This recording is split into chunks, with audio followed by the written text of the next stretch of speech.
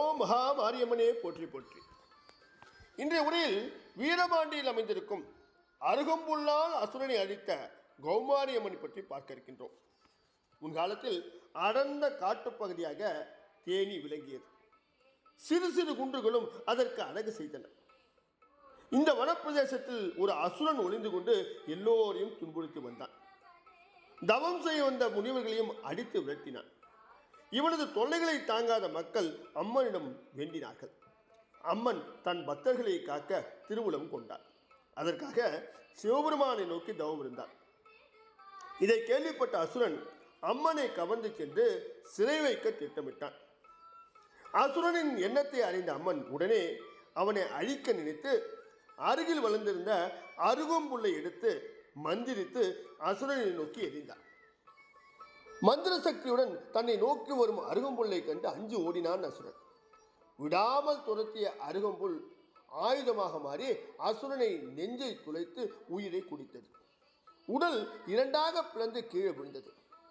அசுரன் மாய்ந்ததை கண்ட தேவர்களும் முனிவர்களும் அம்பிகை குதித்து போட்டினார்கள்.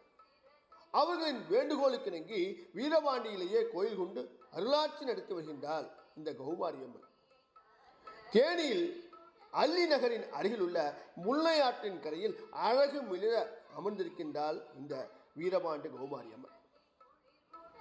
அவள் தவமாற்றிய சிவலிங்கம் தனியாக திருகண்ணீஸ்வரர் என்ற பெயரில் கோயில் கொண்டிருக்கின்றார்.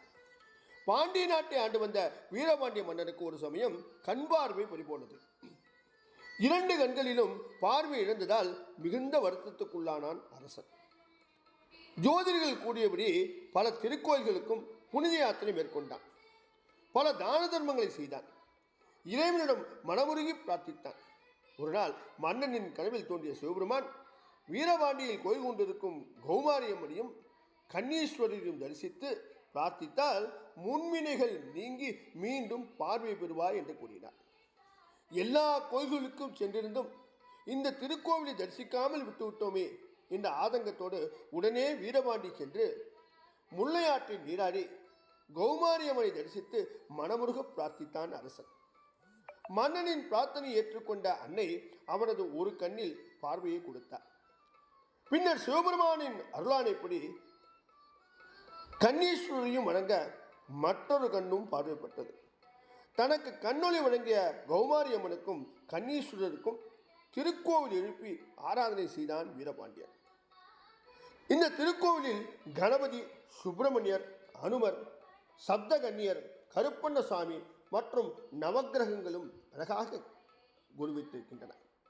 தேனியிலிருந்து கம்பம் செல்லும் வழியில் அமைந்திருக்கின்ற இந்த திருக்கோவிலில் அமர்ந்துள்ள அம்மன் மிகவும் சக்தி வாய்ந்தவர். வைசூரி கண்டவர்கள் இங்கு வந்து அம்மனை வேண்டிக் கொள்கின்றார்கள். மாங்கல்யம் நிலைக்கவும் மழலை மடியில் தவழவும் அன்னையை வேண்டிக் கொள்ள பக்தர்கள் இங்கு கூட்டம் கூட்டமாக வருகின்றார்கள். சித்திரை மாதம் கடைசி செவ்வாய் முதற்கொண்டு 8 நாட்களுக்கு நடைபெறும் திருவிழாவே இந்த திருக்கோவிலின் பெரிய திருவிழாவாகும். பல பகுதிகளில் இருந்தும் வரும் பக்தர்கள் அவர்களின் வசதிக்காக இந்த நாட்களில் 24 மணி நேரமும் நடை திறந்தே இருக்கின்றது.